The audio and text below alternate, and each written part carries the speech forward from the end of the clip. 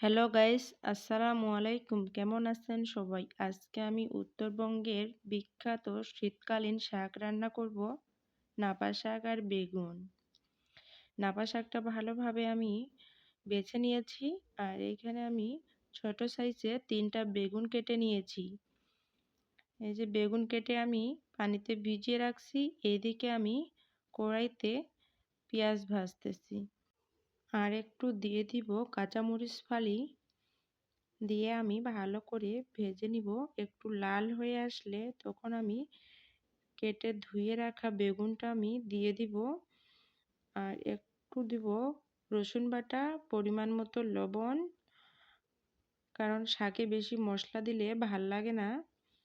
আর আমি এখানে হলুদটাও ব্যবহার করব না, কারণ সবুজ শাক আমার সবুজ খেতেই ভালো লাগে, দেখতেও ভাল লাগে। আর বেগুনটা আমি ভালোভাবে ভেজে নিব, তাহলে কিন্তু শাকটা খেতে দারুণ হয়।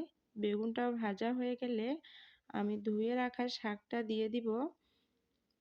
এই যে আমি শাকটা দিয়ে দিলাম। এখন একটু একটু করে উল্টে নিব। এই শাকটা উত্তরবঙ্গের মানুষ খেতে কিন্তু ভীষণ পছন্দ করে। আর কোন কোন এলাকার মানুষ খেতে পছন্দ করেন অবশ্যই কমেন্টে জানাবেন। এইখানে আমরা বেগুন দিয়ে ঝোল রান্না করি, আবার কেউ কেউ ভাজিও খায়। আমার কাছে দুইটাই খুব ভালো লাগে।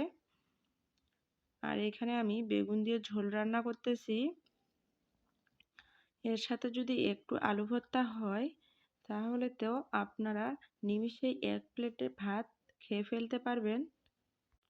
আমরা তো সারা বছর ধরে অপেক্ষায় থাকি কবে শীতকাল আসবে আর কবে এই নাপা শাক বেগুন খেতে পারবো। এই যে এখন শীতকালে আমরা কিন্তু সপ্তাহে একবার হলেও খাই। গল্প করতে করতে আমার কিন্তু শাকটাও অনেকটা ভাজি করা হয়ে গেছে। এখন আমি একটা প্রেসার কুকারে দিয়ে দিব, আর দিয়ে দিব পরিমাণ মতো পানি সিদ্ধ হওয়ার জন্যে। আর এইখানে আমি 4টা আস্ত কাঁচামরিচ দিব, কারণ শাকের কাঁচামরিচ খেতে আমার খুব ভালো লাগে। আর দিয়ে দিব 2 থেকে 3টা সিটি। এই যে আমি সিটি দিয়ে নিয়েছি, আর একটা ঘুটনির সাহায্যে ভালোভাবে ম্যাশ করে নেব। আমার শাক রান্না করা হয়ে গেছে।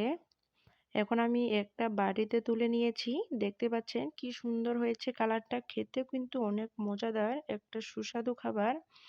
আপনাদের কার কার পছন্দ অবশ্যই কমেন্টে বলবেন। ভিডিওটি ভালো লাগলে শেয়ার দিয়ে পাশে থাকবেন। আল্লাহ হাফেজ।